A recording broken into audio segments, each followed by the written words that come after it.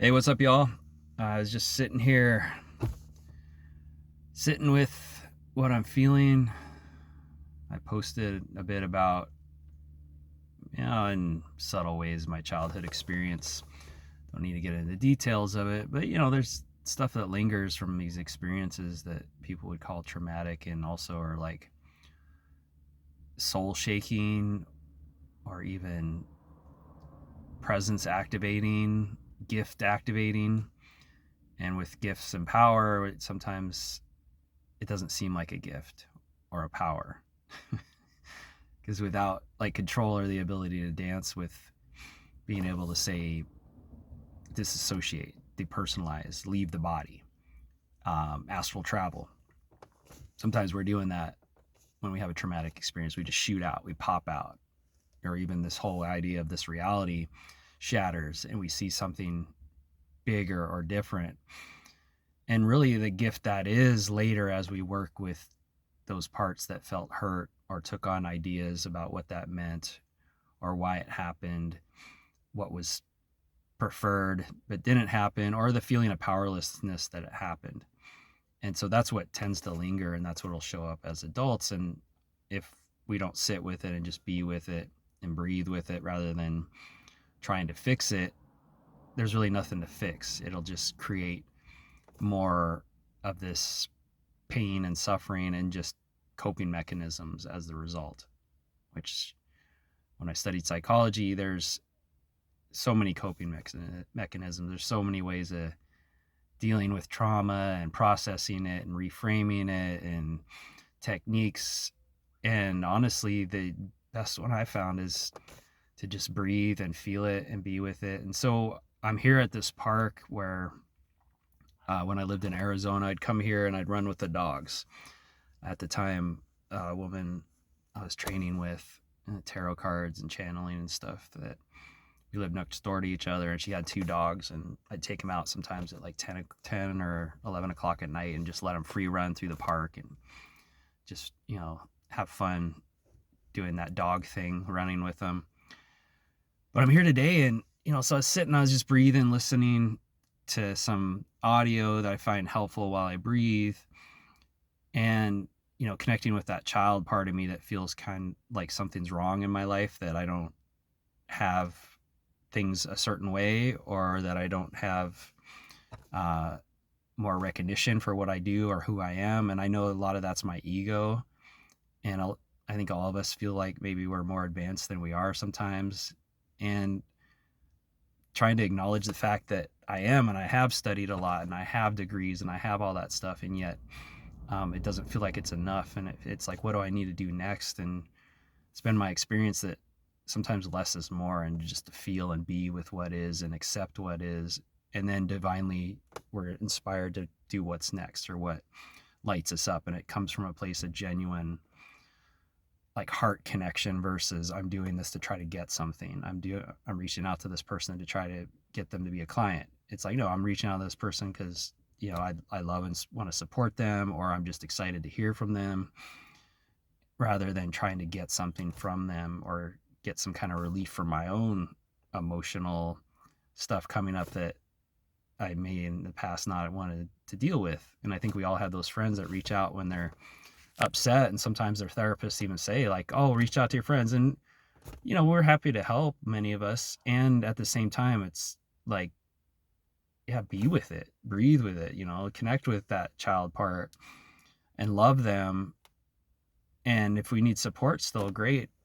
And it's not like anybody else's job to help us process that. And that might sound weird from somebody that's trained to be a marriage and family therapist and does mentoring, but really I'm empowering people to be their own healer, to be their own truth seeker, their own ability to find guidance from within and connect with that whenever it's needed, especially in these moments and these times. And so it's very rare I need to like support my clients in that way, other than on the sessions. I give them what they need, give them the tools, and remind them of what they already know. So then when things do come up, they're able to shift it, they're able to be with it. And so that's what I was doing here, is, walking my talk, like, okay, I need to, something's up, I'm feeling it for a couple days, and I'm just going to pull over at this park and just breathe in the car. And And as I was doing that, it's interesting.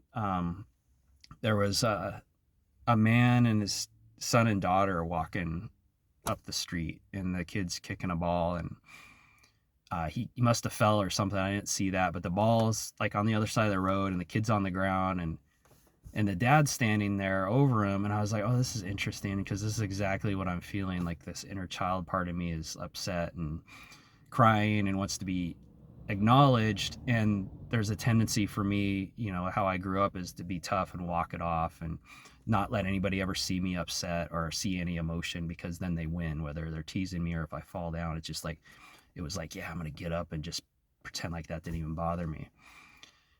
And I think there is some, power in that. And there's also like the opportunity to just feel what that feels like. And I saw that the guy do that. It was interesting. And that, he kind of got down to the kid's level, and he looked him in the eye, and he was just connecting with him. I don't know what he was saying, because it was a ways away, but he was just there holding space for him to do what he was doing, and probably letting him know it was okay, and maybe getting him to even breathe, like, so helpful. And then at some point, he like hugged him and then helped him up, and then he still was there with him and like hugged him and held him a little bit. And I'm thinking, oh, this is probably a woman. Maybe this is a woman working with this kid. But no, it was a guy, and he's just present and conscious enough to own his feeling and his reaction to a kid crying, his son crying or his son getting hurt.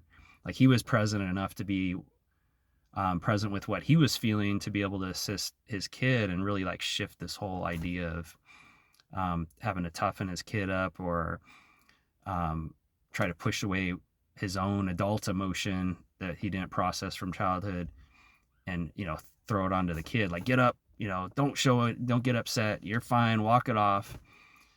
And it's a delicate balance. But that's what I do to myself, is like, oh, this doesn't matter, it's not a big deal, get up, shut up. And now it's like, oh yeah, okay, I hear you, breathe, just breathe. And yeah, anyway, I just wanted to share how, like, life will reflect to us our own internal process. And as I was doing that for myself, I witnessed a father doing that for his son, as he had done it for his own internal son. And it was really beautiful. It gets me kind of emotional now, because parents are doing the best they can, especially single moms and dads, and it's just inspiring to see like these beings that are really present with what happens, and they don't make it wrong. And that's the world I want to live in, where we support each other. We don't have to program them to be a certain way, and we still help them get up and be tough and face what's next. And that can be done with love. It doesn't have to be harsh. And so there they go, walking right now. I'm going to flip around the camera. There's the daughter. You can't really see. Yeah, they have a dog, the son, and the dad. So that's my inspiring reflection for the day. As I do my inner work, it's reflected in the outer more and more in this time of change and transformation on the planet. So just offering that and sharing what's up for me. So I hope you all have an amazing Saturday. And if you're in Scottsdale, Phoenix, Arizona area, I'm doing an event tomorrow, and it's going to be the Galactic Breathing. And it's really like a tool to help you face life in a positive way and embody the new earth, which we're on, where more and more of this is going to be available. More and more of this care and compassion with the pain and things that come up. So I'll catch y'all later. Aloha.